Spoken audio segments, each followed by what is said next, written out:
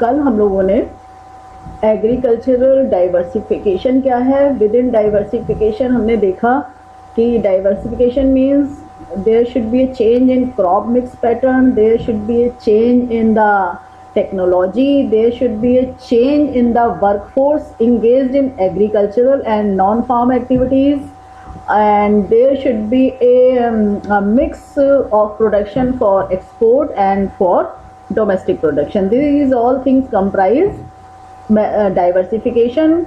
Within the diversification, we saw various activities like animal husbandry, poultry, fisheries, dairying, etc. etc. Then we saw what are the drivers of diversification, which are the incentives behind the diversification, why it should take place, and to how far it should go.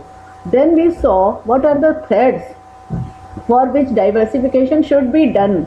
Now we'll see what is the cobweb theory. During this, we also saw the measures of diversification, which shows that how can one can measure the economy is diversified to which extent. So there was the index of maximum proportion, which says the proportion of primary activity to total agricultural activity, right? Primary activity to total agricultural activity. So this is called the lower the ratio, higher the diversification of the economy, right? Total activities में क्या होगा, defined as a ratio proportion of the farms primary activity to its total activity. Means जो agricultural sector की total activity है, agriculture, fishery, है ना, animal husbandry, all these things, and इसका ratio जो होगा फार्मिंग एक्टिविटी से. तो फार्मिंग टू टोटल एक्टिविटी जितना the proportion will decline, more diversified will be the rural economy. Now we'll see Cobweb theorem. What is this? Within this theorem, Cobweb model shows if there are two cases of demand and supply, the two slopes, we have to measure two slopes, slope of the supply curve and slope of the demand curve. If the two slopes are, since the two slopes are different in nature, so when the slope of supply curve is greater than the slope of demand curve, that means there is a convergent case. Okay, so this is the supply curve and this is the demand curve for the agricultural products, right? Okay, so what we study in the Cobweb theorem, these are the nature of the slopes of these two curves. When the slope of supply curve, how can we measure the slope of supply curve? We'll at any point we will draw a tangent, स्पर्श रेखा, as we draw in the indifference curve, we'll draw a tangent, right? और इधर का भी, इसका भी tangent. तो slope क्या होता है, जब हम उस टेंजेंट से when we draw a line and the line touches to the one point touches to the vertical and the other to the x-axis. So slope of that triangle, perpendicular to base. Here we will draw a line, it will touch here and it will touch to when we vertical axis. When we will draw the vertical axis is this side in the right hand direction, then we can measure the slope of this. If the slope of supply curve is greater than the slope of demand curve, it would be a convergent case. What is convergent case? Let us see. When suppose agricultural commodities, the wholesale price or say general price index is P1, right? It may be one commodity or maybe the bunch of commodities. Let us see, this is a one commodity. Price is P1 and the supply is, just show you, supply is this much, right? At P1 supply is this much. Okay, हुआ करते रहो बीच में हम, और and the demand is this one, demand कितनी है आपकी, यहाँ से यहाँ तक, ठीक है ना, ये है आपकी डिमांड। तो there is a mismatch of supply and demand, supply, right, there is a mismatch of supply and demand. For this amount of supply how much demand is needed, come to here, come to here, this is that arrow, are you seeing it? For this much supply, what is the demand, what the demand size is needed is P2 to this one here. Are you seeing the line? Both lines are parallel. That means the कॉबवेव, जो आपका जो कॉबवेव ट्रेंग वो theory कहती है कि अगर हमको ये शो देखना है कि now the clearing equal demand is this, तो now you can show how the triangle goes, it will move from this and for this much demand to create, prices has to fall up to P2 level, right, because the supply is there. Suppose is this much amount of production of the wheat has already been done, either this has to go to the storage or it has to be sold altogether, otherwise it will get waste. So the prices will fall at this price P2, demand will be this much. So the triangle moves like this, okay, if the supply, right, are you understanding now what I am saying? तो supply का आपका ये chain बनेगा इस तरीके से, here supply will come, price will come to this point, then next year since the prices in this year are P2, next year supply will be less than the previous year, okay, previous year due to fall in price up to P2 only supply will come to this much, supply will come to this much, far to this much, right, this is the supply curve. P1 पर at P1 price this was supply, since the prices has fallen in the previous year due to the excess of supply, so next year farmers will sow wheat in the less area, the amount will squeezed, okay, due to the prevailing low level of prices, then the circle will come like this, arrow is here, supply is squeezes to P2. Now at this P2 price level again there is a mismatch of demand and supply, at this P2 supply is this much and the demand is here, right, so then to squeeze the demand of the wheat up to this much amount, prices has to rise here P3, prices will go up to P3, so that the demand for the wheat may squeeze to match the supply, right, P2 price पर इतनी supply हुई है next year, उसके बाद अब इतने ही level पर इतनी, चूंकि सप्लाई इतनी कम है और डिमांड इतनी ज़्यादा है, तो फिर क्या होगा, प्राइसेस बढ़ के यहाँ आ जाएंगे, इसी के बराबर तो इतना ही तो बिकेगा जितना अर्थव्यवस्था में पूर्ति हो रही है, अब प्राइसेस यहाँ पर आ गए। तो ये जो आपका जो मकड़ी का जाला जिसे हम कहते हैं ना कॉबवेव थ्योरम, ये ऐसे मूव करा, ये आया और यूँ आया, ठीक है।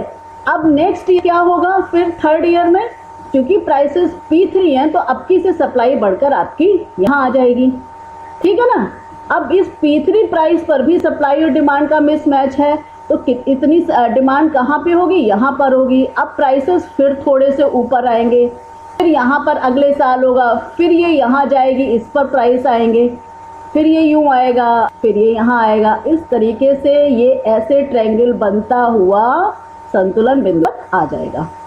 आगे बढ़कर समझ गए संतुलन कैसे होगा, कॉबवेव थ्योरी ये बता रही है कि फिर आप यहाँ संतुलन पर आ जाएंगे जहाँ पर quantity demanded will be equal to the quantity supplied at particular price. तो ये ऐसा क्यों, अब ये क्या हुआ, हमारा ये जो कन्वर्जेंट मॉडल कहता है, ये जो जाल आपका खुल रहा था ये धीरे धीरे बंद होकर अंदर की ओर आ रहा है, यानी कि this is converging towards equilibrium. ठीक है, इसलिए इसको हम कहते हैं कन्वर्जेंट मॉडल। समझ में आ गई बात ना? कन्वर्ज कब होते हैं? जब अंदर की ओर मुड़ रहे होते हैं, यूं कन्वर्जेंट मॉडल। तो ये हम संतुलन से बहुत दूर थे लेकिन संतुलन की ओर अंदर आते चले गए। ऐसा क्यों हो रहा है? क्योंकि सप्लाई कर्व का स्लोप डिमांड कर्व के स्लोप से बहुत ज़्यादा है। ठीक है, इस पे आप लाइन खींचेंगे तो ये इतना है और यहाँ आप लाइन खींचेंगे तो ये ऐसे आ रहा है। तो slope of the supply curve is, when the slope of the supply curve is greater than the slope of demand curve, then there would be a convergent model under cobweb theorem. Right, अब आइए दूसरा model देखते हैं।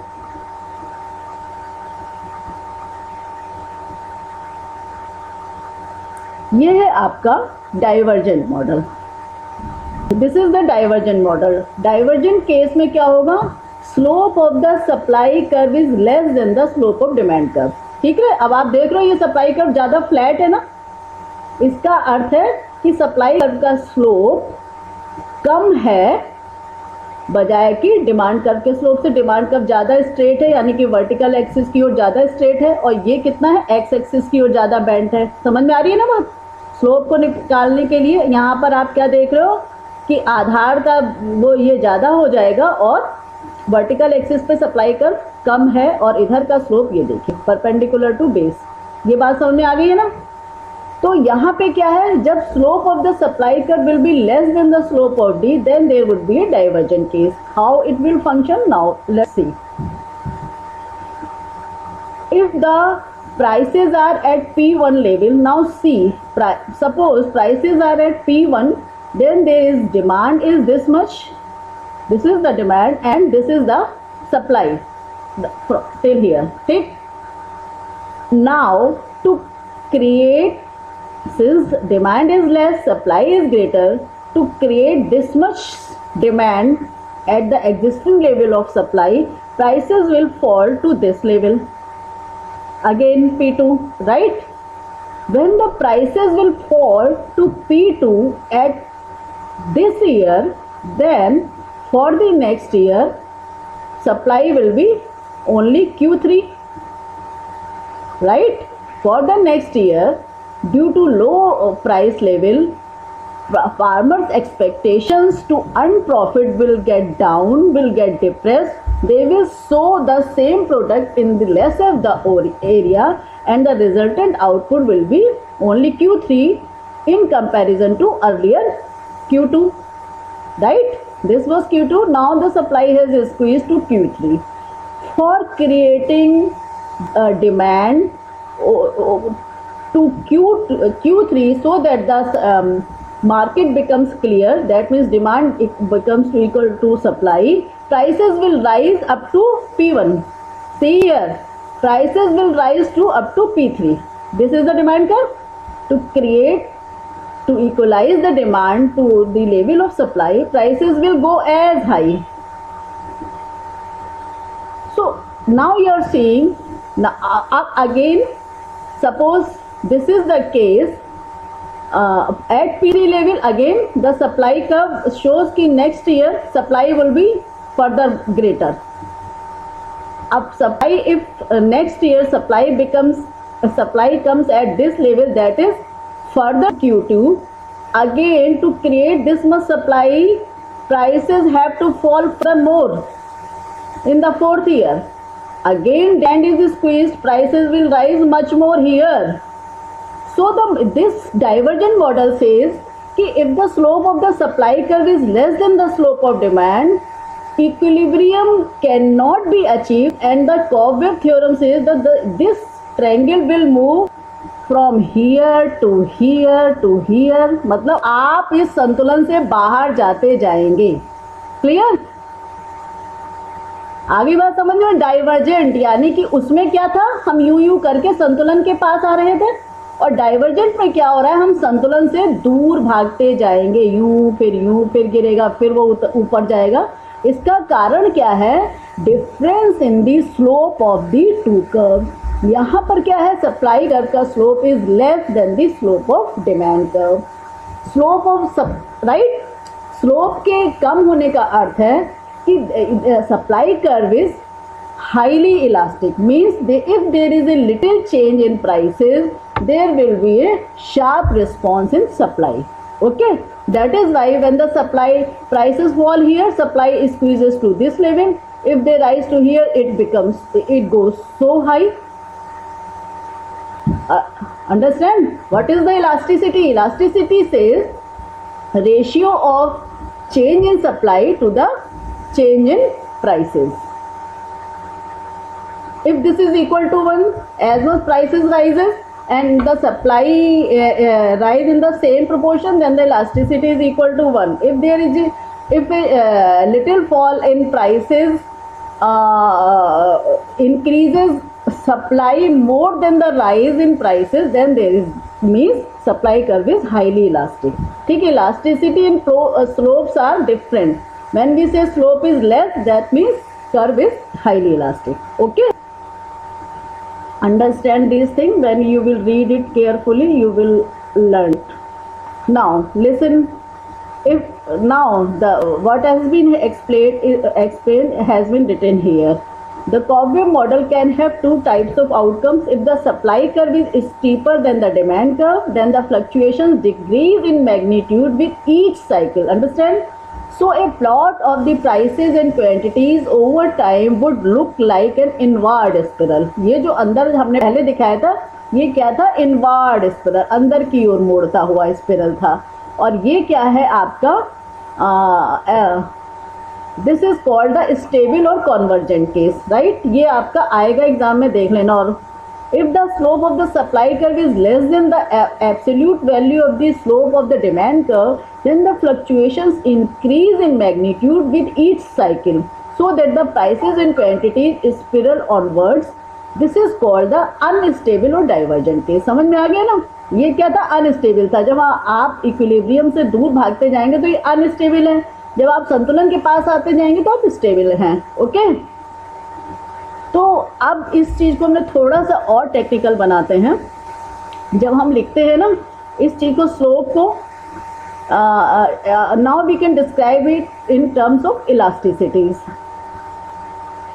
DP, हम slope को कैसे लिखते हैं, ये जब हम इलास्टिसिटी लिखते हैं तो कैसे लिखते हैं, change in prices upon change in quantity supplied, ठीक है, is greater then change in price demanded and change in quantity demanded, ठीक है। तो ये अगर हम इलास्टिसिटी के टर्म्स में लिखेंगे तो वो इस तरीके से होगा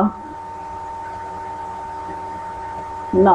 ये मैंने एक ये बनाया है कि कन्वर्जेंट केस में क्या होगा। और जब हम कन्वर्जेंट केस की बात करते हैं तो हम क्या कहते हैं, slope of the supply curve is greater than the slope of demand curve. जब हम उसको इलास्टिसिटी में लिखेंगे तो हम लिखेंगे इलास्टिसिटी ऑफ, ये क्या है, change in quantity demanded upon change in price of the जिसकी वस्तु की आप डिमांड कर रहे हैं, इनटू पी अपॉन क्यू। ऐसे ही तो आप इलास्टिसिटी ऑफ डिमांड और सप्लाई लिखते हैं। ये इक्वेशन आपकी सप्लाई की है, change in supply upon change in prices into P upon S. जब हम स्लोप के टर्म्स में लिखेंगे तो यहाँ पर आपका क्या हो गया, change in price of the supply, जब जिस वस्तु की हम सप्लाई कर रहे हैं उसके प्राइसेस में change upon change in quantity of the supplied commodity is greater then this, ठीक है, change in price of the demanded good and the, जब हम डी लिखे तो समझो ये डिमांड है, एस लिखा है तो सप्लाई है, और ये क्या है, प्राइस, ये है क्वांटिटी, ठीक है। तो जब स्लोप कैसे लिखते हैं, डीपी बाई डी की, तो लिखोगे स्लोप को परपेंडिकुलर टू बेस, ठीक है ना। तो ये हमने लिखा चेंज इन पी, जब हम सप्लाई करके स्लोप को ग्रेटर दिखा रहे हैं तो change in P upon change in Q is greater then this. जब हमने इलास्टिसिटी के टर्म में लिखा तो ये चीज़ उल्टी हो गई। यहाँ पर आप क्या लिखोगे, elasticity of demand is greater then elasticity of supply. समझ गए ना, स्लोप और इलास्टिसिटी दो चीज़ें डिफरेंट हैं। अगर स्लोप ज़्यादा है तो इसका मतलब इलास्टिसिटी कम है उस चीज़ की। क्लियर ना? तो ये कन्वर्जेंट केस को हमने वही लिखा है बस इलास्टिसिटी के टर्म्स में और स्लोप के टर्म्स में। जब इस संतुलन में क्या होगा, at the point of equilibrium P भी पॉजिटिव है, P is greater than zero, quantity is greater than zero, दोनों ही चूंकि पॉजिटिव है इसलिए दोनों greater than zero, where supply is equal to price of the price of supply is equal to price of quantity demanded, है ना। एक price है and quantity demanded is equal to quantity supply, क्योंकि दोनों एक दूसरे को क्रॉस कर रहे हैं तो एक ही प्राइस है और एक उस प्राइस को दोनों आपस में बराबर हो जाते हैं। जब डाइवर्जेंट केस होगा तब क्या होता है, elasticity of demand and supply को हम कैसे लिखेंगे, elasticity of supply is greater than the elasticity of demand, और जब उसको हम स्लोप के टर्म्स में लिखेंगे तो हम लिखेंगे सप्लाई कर्व का slope is less than the slope of this. Equilibrium में दोनों का वही होगा, P is greater than zero, quantity is greater than zero, that means P and Q both are positive. Price is price of supply and price of quantity demanded is equal to same, both are same, and quantity demanded is equal to quantity supplied. तो ये था आपका, ये आपको हमने दोनों तरह से ग्राफ में समझा दिया, इक्वेशन के बेस पे समझा दिया और थ्योरेटिकली भी बता दिया।